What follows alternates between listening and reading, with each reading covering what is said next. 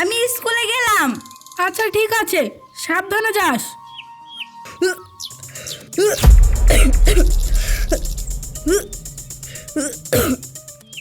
আচ্ছা ঠিক আছে, তুই যা, আমি এক্ষুনি আসছি। কি রে নীলা, তোর কি হয়েছে? তুই বমি করছিস কেন? মা, তাড়াতাড়ি আসো, দেখো নীলা বমি করছে। ভাইয়া, মাকে ডেকো না। আরে কি হয়েছে তোর? কি রে, তুই আবার বমি করছিস? মা, তুমি সব কি বলছো? ও আবার বমি করছে মানে? ও কি এর আগেও বমি করেছে নাকি? ভাইয়া, আমার গ্যাস হয়েছে, সেই জন্য মাঝে সাঝে বমি হয়। এই, তোর গ্যাস হয়েছে, তুই আমাকে বলবি, আমি তোর জন্য ওষুধ নিয়ে আসতাম। তুই এসব কি বলছিস? ওর কিসের গ্যাস হয়েছে? আমি এই কদিন ধরে লক্ষ্য করছি, ও মাঝে মাঝে বমি করে, খেতে গেলে গন্ধ লাগে, শরীর দুর্বল, বিছানা থেকে উঠতে পারে না। আমার জন্য কেমন সন্দেহ লাগে। দেখি তো একটু, জিভটা একটু বার কর দেখি। আরে মা, কি হয়েছে কিছুই তো বুঝতে পারছি না। সর্বনাশ হয়ে গিয়েছে, তোর বোন বিয়ের আগে গর্ভবতী হয়ে গিয়েছে। তুমি এসব কি বলছো মা? ওর তো এখনো বিয়েই হয়নি, বিয়ের আগে ও গর্ভবতী হবে কি করে? নীলা, মা যা বলছে এগুলা কি সব সত্যি? না, আমার গ্যাস হয়েছে, তাই বমি হচ্ছে। খবরদার, আর একটা মিথ্যা কথা বলবি না। বল এই কাজটা কি করেছে, বল, বল কি করেছে? আমাদের মান সম্মান সব ধুলোর সাথে মিশিয়ে দিয়েছে। বল কে এই কাজ করেছে, বল। নীলা, চুপ করে আছিস কেন? মা যা বলছে এগুলা কি সব সত্যি? কথা বলছিস না কেন, বল। সত্যি। তুই কোথায় এসব করেছিস? কার সাথে এসব করেছিস, বল আগে। শহীদুল, শহীদুল আমার এই সর্বনাশ করেছে ভাইয়া। শহীদুল? তার মানে রফিক চাচা ছেলে শহীদুল? কি হয়েছে আমাকে সব খুলে বল। সেদিন ওই মণ্ডল বাড়ি মেয়েটা না অনেক সুন্দর, তুই ওকে দেখেছিস? হ্যাঁ দেখেছি ভাই। শহীদুল, তোমার সাথে আমার কিছু কথা আছে। আজিজ, তুমি একটু দূরে যাও তো। আরে ভাবি, আপনার আর ভাইয়ের সম্পর্ক তো আমরা সবাই জানি, আমার সামনেই বলেন, কোনো সমস্যা নেই। সব কথা সবারই সামনে বলা যায় না। যাও তো, তুমি একটু ওদিকে যাও। ও এখান থেকে কোথাও যাবে না। এই তুই বস, তোমার আর আমার ব্যাপারে ও সব জানে, আর তাছাড়া ওর সাথে আমার একটা ভালো সম্পর্ক আছে। তুমি বলো, কোনো সমস্যা নেই। আর যা বলবা একটু তাড়াতাড়ি বলবা, আমার বাড়িতে একটু কাজ আছে। আচ্ছা ঠিক আছে, তাহলে আমি ওর সামনেই বলছি। আমি প্রেগনেন্ট, তোমার বাচ্চা আমার পেটে। এসব তুমি কি বলছো? প্রেগনেন্ট মানে? সেদিন যে আমি তোমাকে এই ওষুধটা দিয়েছিলাম, সে ওষুধটা খাওনি? না, ওই ওষুধ আমি খাইনি। ওই ওষুধ খেলে যদি আমার শরীর খারাপ করে, সেই ভয়ে আমি ওই ওষুধটা খাইনি। আরে ওই ওষুধটা খেলে কোনো শরীর খারাপ করবে না। ওই ওষুধটা খেলে তোমার এই বাচ্চা পেটে আসতো না, বাচ্চাটা নষ্ট হয়ে যেত। যাওয়ার হয়ে গেছে, এখন তাড়াতাড়ি চলো, হসপিটালে যাই। বাচ্চাটাকে নষ্ট করতে হবে। কি বললা? তুমি বাচ্চাটা নষ্ট করবা? তুমি পাগল হয়ে গেছো শহীদুল। একটা বাচ্চা নষ্ট করলে কত পাপ হয় তুমি জানো না? তাহলে এই বাচ্চাটা মানুষ করবে কি? আর তুমি যদি বাচ্চাটা নাও, তাহলে এই বাচ্চার পরিচয় কি দিবা? কেন তোমার পরিচয় দেব? চলো আমরা বিয়ে করে ফেলি। এই তুই চুপ কর। পড়িস স্কুলে, আর কদিন পর মাধ্যমিক পরীক্ষা দিবি, আর তুই বাচ্চা নিয়ে আমার সাথে সংসার করতে চাস? আর তুই এখন বলছিস আমাকে বাবার পরিচয় দিতে?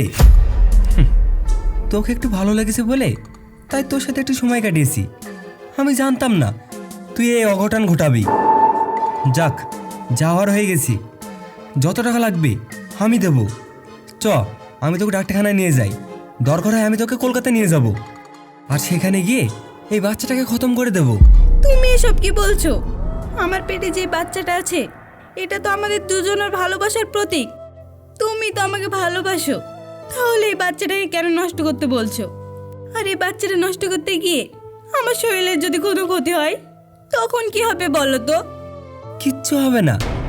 মেয়ে ছেলেদের জান কই মাছের মতন, ওকে যদি কোটে করার উপরে দিয়ে দিই, তাও 3-4 বার লাফ মারি। বাদ দিস সব কথা।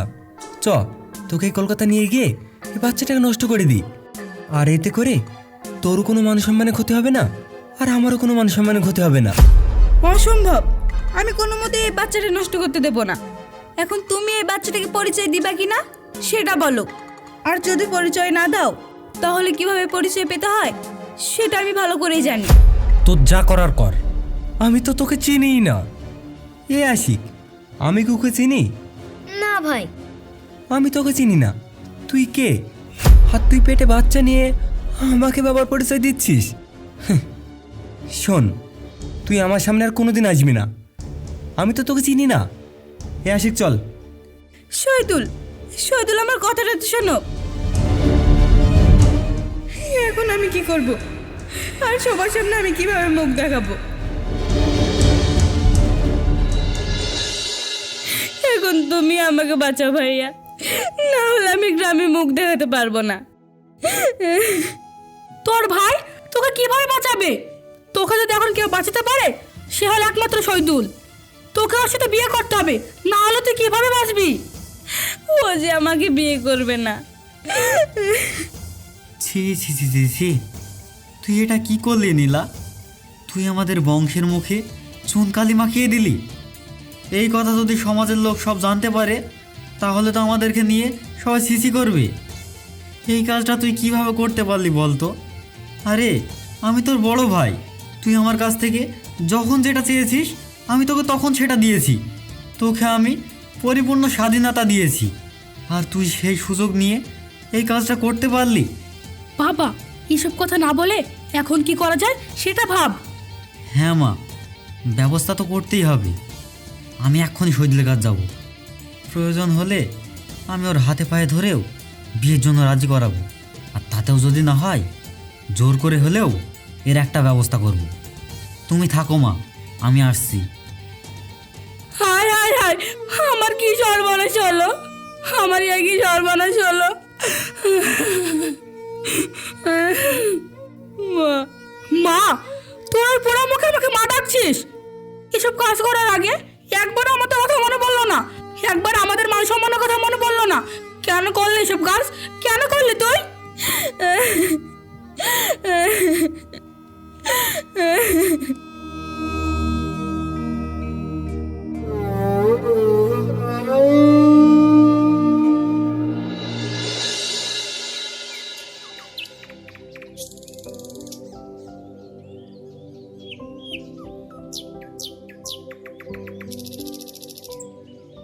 কিরে শহীদুল, তোর তো দেখছি দিন দিন অনেক সাহস বেড়ে চলেছে। সাহসের কি দেখলে আমার? তোর এত বড় সাহস, তুই কি না আমার বোনের দিকে নজর দিস? তুই কি না আমার বোনের সাথে সম্পর্ক করে তাকে তুই এখন অস্বীকার করছিস? তোকে আমি ছাড়বো না। এই থাম, তোর বোন এমন কোনো সুন্দরী হয়নি যে আমার মতন শহীদুল তোর বোনের পেছনে ঘুরবে। তোর বোনের চেয়েও কত সুন্দর সুন্দরী মেয়ে আমাকে ফোন করে, আমাকে SMS করে, আমাকে শুধু একবার দেখার জন্য পাগল হয়ে থাকে। আর তুই কি মনে করছিস আমি তোর বোনের সাথে প্রেম করব? ভুলে যে সব কথা। আমার বোন আমাকে সব কিছু বলেছে। ওর পেটে যে বাচ্চাটা আছে তার বাবা হচ্ছিস তুই। এই থাম, তুই কি মনে করেছিস তোর বোন কান্নাকার বাচ্চা নিয়ে এসে এই জমিদার ছেলেকে ফাঁসিয়ে এই জমিদার বাড়ি বউ হওয়া সব? এইসব বাংলা সিনেমায় অনেক দেখেছি, আমাদের দেখে এনে চলবে না। শোন, আমি তোকে একটা ছোট্ট করে কথা বলি, তোর বোনের বাচ্চাকে তুই নষ্ট করে দে, না হলে তুই তো এই গ্রামের সমাজে মুখ দেখাতে পারবি না।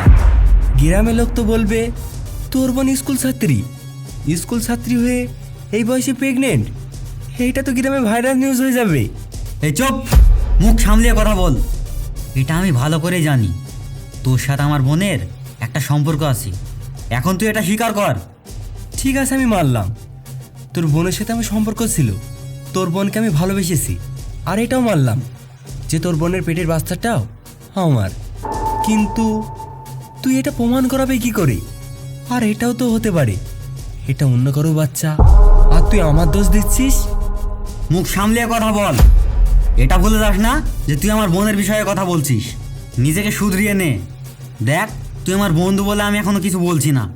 তোর জায়গায় যদি অন্য কেউ হতো না তাহলে এতক্ষণ তাকে কেটে নদীতে ভাসিয়ে দিতাম, কিন্তু সেটা আমি করতে পারছি না। দেখ, তুই যে ভুল করেছিস তার খেসারত তোকে দিতেই হবে, আর এই মুহূর্তেই দিবি। আমার বোনকে তুই আজকেই বিয়ে করবি আর তোর ঘরে তুলবি। দেখেন শহীদুল ভাই, গ্রামে সকলেই জানে নীলা বুবুর সাথে আপনার একটা সম্পর্ক ছিল। শাহিন ভাই যেটা বলছে সেটা ভালোই ভালোই মেনে নেন আর সব কিছু মিটমাট করে নেন। এই চুপ, তোকে কি আমি কোনো জ্ঞান দিতে বলেছি? আমার সিদ্ধান্ত আমি নিজেই নেব। আর শোন, তোকে বলছি, তোর বোন তো প্রেগনেন্ট হয়ে গেছি। তুই একটা কাজ কর, তোর বোনকে গ্রামের বাড়িতে বাড়িতে পাঠা, তাতে করে তোদেরও কিছু ইনকাম হবে। শহীদুল, আর একটাও বাজে কথা বললে তো জিভ টেনে আমি ছিঁড়ে ফেলবো। ভাই, আইন নিজের হাতে তুলে নেন না, মোড়ল সাহেবের কাছে চলেন, ওখানে গিয়ে এর একটু বিচার করতে হবে। ঠিক বলেছিস, আজকের মতন আমি তোকে ছেড়ে দিচ্ছি, তার মানে এই না যে আমি তোকে ছেড়ে দেব। তোর বিচার অবশ্যই হবে, আর তোর মুখোশ আমি সবার সামনে খুলে দেব।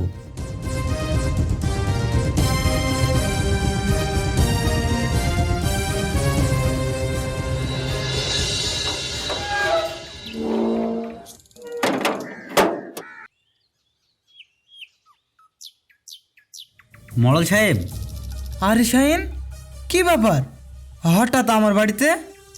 কি হয়েছে? নিজের মুখে যে আপনাকে কীভাবে বলবো সেটাই বুঝতে পারছি না। আসলে হয়েছে কি, রফিক চাচার ছেলে শহীদুলের সাথে আমার বোনের একটা গভীর সম্পর্ক তৈরি হয়ে গেছে, আর ওর জন্যই আমার বোন আজ প্রেগনেন্ট। এইসব কি বলছো তুমি? ছোট্ট একটা বাচ্চা মেয়ে স্কুলে পড়ে, সে কি করে প্রেগনেন্ট হয়? হ্যাঁ মোড়ল সাহেব, গ্রামে সবাই জানে নীলা বুবুর সাথে শহীদুল ভাইয়ের একটা সম্পর্ক ছিল, সেটা আমরাও জানি। কিন্তু এখন যে অন্য ঘটনা ঘটে গেছে, এর একটা আপনাকে বিচার করতেই হবে। দেখেন মড়ল সাহেব, আপনি ঠিক কথাই বলছেন, কিন্তু নিজের বোনকে যতটুকু দেখার দরকার আমি ঠিক ততটুকুই দেখেছি, কিন্তু তার মধ্যে যে এরকম একটা ঘটনা ঘটে যাবে সেটা আমি ভাবতে পারিনি। আর তাছাড়া শহীদুল হচ্ছে এই এলাকার জমিদারের ছেলে, তার সাথে কথা বলতে গেলে একটু ভেবেচিন্তে কথা বলতে হবে। আমি তো প্রথমে ভেবেছিলাম শহীদুল হয়তো আমার বোনকে ভালোবাসে, কিন্তু এখন তো দেখছি ব্যাপারটা পুরোটাই উল্টো। শহীদুলকে আমি পুরো বিষয়টা বলি, কিন্তু সে আমার বোনকে বিয়ে করতে রাজি হয় না, উল্টে আমার বোনের নামে বদনাম দেয়। এখন যদি এসব কথাবার্তা গ্রামের লোক জানে তাহলে তো আমাদের মান সম্মান সব ধুলোর সাথে মিশে যাবে। তাই বলছি, শহীদুলের সাথে আমার বোনের বিয়ের ব্যবস্থাটা যদি করে দিতেন। অবশ্যই আমি এর বিচার করব। ওই শহীদুল যদি কোনো অপরাধ করে থাকে অবশ্যই সে তার কাছে শাস্তি পাবে। শোনো, এসব নিয়ে জরিমানা কেস খামারি এসব জিনিস ভালো না, এতে তোমাদেরই মান সম্মানে ক্ষতি হবে। তার থেকে ভালো ওদের দুজনে বিয়ের ব্যবস্থা করে দাও। আমি আজকে তোমাদের বাড়িতে যাব আর এর একটা ভিত করব। এই শোনো, শহীদুলকে গিয়ে বলবা মোড়ল সাহেব বলেছে আজ শাহিনদের বাড়ি বিচার আছে, ও যেন ওখানে উপস্থিত থাকে। ঠিক আছে মোড়ল সাহেব, তাহলে আমি এই কথাটা শহীদুল ভাইকে জানিয়ে দিচ্ছি। মড়ল সাহেব, নীলা কিন্তু আমার একমাত্র বোন, ওর দিকে একটু খেয়াল রাখবেন। আচ্ছা ঠিক আছে, তুমি এখন যাও, আমি চিন্তা ভাবনা করে দেখছি কি করা যায়।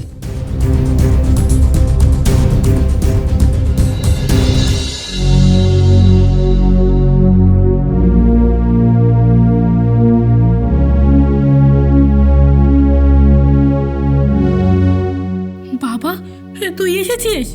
শহীদুল কি বললো? শহীদুলকে তুই রাজি করাতে পেরেছিস? না মা, শহীদুল রাজি হয়নি। ও বলেছে যাই হয়ে যাক না কেন ও আমার বোনকে কোনো মতেই বিয়ে করবে না। তাহলে বাবা, এখন আমরা কি করব? আমাদের তো আর মরা ছাড়া গতি নেই। তোমরা মরবা কেন? আমাকে মেরে ফেলো, অন্যায় তো আমি করেছি। আমি যদি মরে যাই তাহলে পুরো ঝামেলাটাই মিটে যাবে, সমাজকে আর তোমাদের কোনো কৈফিয়ত দিতে হবে না, তোমরাও দায়মুক্ত হবা। আমাকে মেরে ফেলো। এই চুপ, আর একটাও কথা বলবি না, তোর জন্য এইসব কিছু হয়েছে। ওই রফিকের বাচ্চার কি এত বড় সাহস ছিল আমাকে এসব কথা বলার? ওই শহীদুলের কি এত বড় সাহস ছিল আমাকে এসব কথা বলার? ইচ্ছা করছিল ওকে ওখানে মেরে পুঁতে ফেলি, শুধু তোর জন্য আমি ওকে কিছু বলতে পারিনি। তোকে কতদিন বলেছি তুই ভালো করে লেখাপড়া কর, আর তুই কি করেছিস? আজ তুই যে আমার বোন সেটা আমার ভাবতেও ঘৃণা লাগছে। ছি ছি ছি ছি। মা, তুমি এক কাজ করো, তুমি ওকে নিয়ে ঘরে যাও। আজ মরল সাহেব কয়েকজনকে নিয়ে আমাদের বাড়িতে আসবে। আমি বলেছি শহীদুলের সাথে নীলার বিয়ে দিতে হবে। এখন দেখা যাক মরল সাহেব এসে কি বলে। ছি ছি বাবা, আমার তো শুনে ঘৃণা লাগছে। আমাদের বাড়িতে মিটিং বসবে, তাও আবার নষ্টামির জন্য। আমাদের মান সম্মান আর কিচ্ছু রইলো না। চল ঘরে চল, আজকে তুই ঘর থেকে বার হতে পারবি না। চল বলছি, চল। যেভাবেই হোক আমার বোনকে ওই শহীদুলের গলায় ঝুলিয়ে দিতেই হবে। আমার বোন তো একা দোষ করেনি, ও তো দোষী। এর আমি শেষ দেখেই ছাড়ব।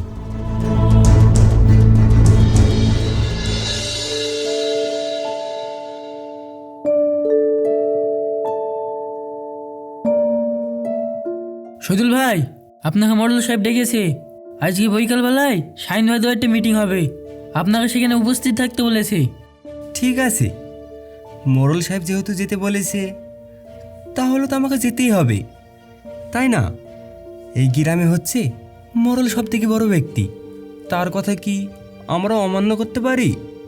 আচ্ছা ঠিক আছে, তুমি মোড়ল সাহেবকে বলো গা, আমি ঠিক সময় মতন চলে যাব। ভাই, মরল সাহেব ওর কি কারণের জন্য ডেকেছে? বুঝিসনি ব্যাপারটা? আমার নাকি আজকে মুখোশ খুলে দেবে। আমিও গিয়ে দেখি কি মুখোশ খুলে আমাকে দেখতে কেমন লাগে।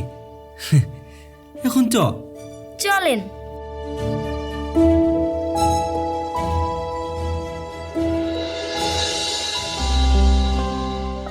শহীদুল, তুমি যে কাজটা করেছো একদম অন্যায় কাজ করেছো। তুমি এই নাবালিকার সাথে সম্পর্ক করে তার সাথে অবৈধ কাজ করেছো। এখন সে প্রেগনেন্ট, সে এখন স্কুলে যেতে পারছে না, সবাই ওদেরকে নিয়ে টিটকারি মারছে। এখন তুমি বলো, তুমি ওকে বিয়ে করতে যাও না জেলের ভাত খেতে চাও? মরল সাহেব, নীলা হচ্ছে আমার একমাত্র বোন। ওর গায়ে আজ পর্যন্ত একটা ফুলের টোকা পর্যন্ত আমি পড়তে দিইনি। আমার বোনের সাথে যে এমন কাজ করেছে তাকে আমি এমনি এমনি ছেড়ে দেবো না। আপনি এখন ওর বিচার করবেন, হয় ও আমার বোনকে বিয়ে করবে আর না হলে আমি ওকে জেলের ভাত খাওয়াবো। মরল সাহেব, আমি আপনার কাছে জোর হাত করে অনুরোধ করছি, দয়া করে ওরা দুজনের বিয়েটা দিয়ে দিন। আর তা না হলে আমাদের মরা ছাড়া আর কোনো রাস্তা নেই। আজ তোমার জন্য এই মেয়েটার পরিবার কিভাবে ভেঙে পড়েছে। এখন এই মেয়েটার দায় তোমায় নিতে হবে, আর তোমাকে ওর মান সম্মান রক্ষা করতে ওকে তোমায় বিয়ে করতে হবে। যে অপরাধ, যে অন্যায় আমি করিনি, সে অন্যায়ের দায় আমি কেন নেব? আমার সাথে তোর কোনো সম্পর্কই নেই। তুই অন্যায় করিসনি মানে? তুই অন্যায় করেছিস। তুই আমার বোনের সাথে যে অন্যায় করেছিস, ইচ্ছা করছে তোর কলিজাটা টেনে ছিঁড়ে ফেলি, কিন্তু তা তো আমি করতে পারছি না। শুধু আমার বোনের মুখ পানে তাকিয়ে বল, তুই আমার বোনকে বিয়ে করবি কিনা? তুমি অন্যায় করেছো, সেটা তুমি স্বীকার করছো না কেন? না, শহীদুল কোনো অন্যায় করেনি। নীলা, তুই এসব কি বলছিস? তাহলে এই অন্যায় কে করেছে? অন্যায় করেছে তোমার এই অবদার্থ ছেলে। আমি মানে? নীলা, তুই এসব কি বলছিস? আমি তো কিছুই বুঝতে পারছি না। কি বলছি সেটা তুমি এক্ষুনি বুঝতে পারবা। হাসি না?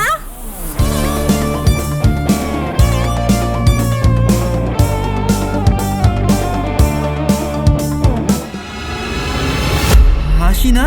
তুমি? যাক, এখন তাহলে চিনতে পারলে। সেদিন তো এমন ভাব করছিলে যেন আমাকে কোনোদিন দেখোইনি।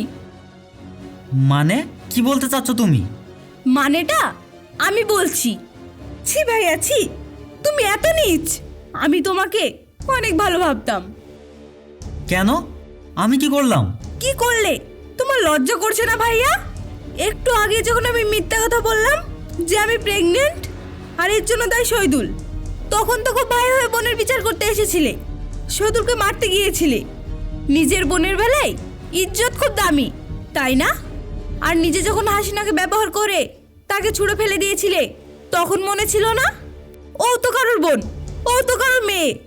নীলা, তুই এসব কি বলছিস? চুপ করো, একদম চুপ। সবার সামনে আজ সত্যিটা জানাতে হবে। সবার সামনে তোমার মুখোশ আজ আমি খুলে দেব।